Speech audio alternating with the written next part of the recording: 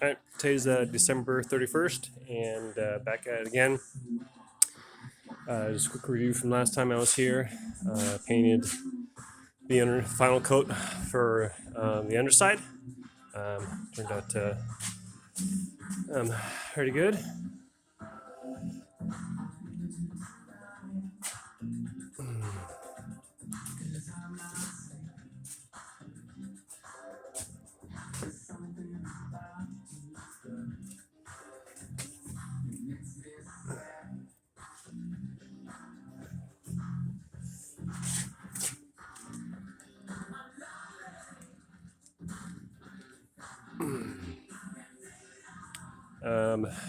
And then working on some more cleaning.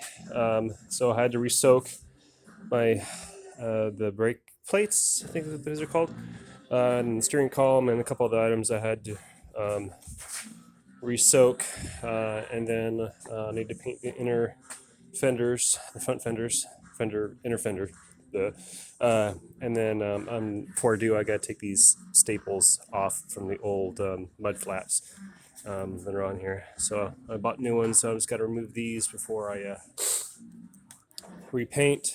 And then I'm also gonna work on painting the frame because I'll have some leftover paint from the fenders. So it's the same paint as I did the underside. I think in previous videos I explained it. So here's right here. It's the chassis black 2K aerosol from Eastwood. So that paint can only last like 4 to 8 hours. Once you open it, you only have so long paint. So I'm gonna paint this and then use what leftover I have on the frame, and then also do the internal coating paint for the frame too as well, which I have a can of. And then I need to do, I'll do an internal coat on my steering column. So I soaked the whole thing. So I've got these two pieces here. So I'll do an internal coat on those two as well.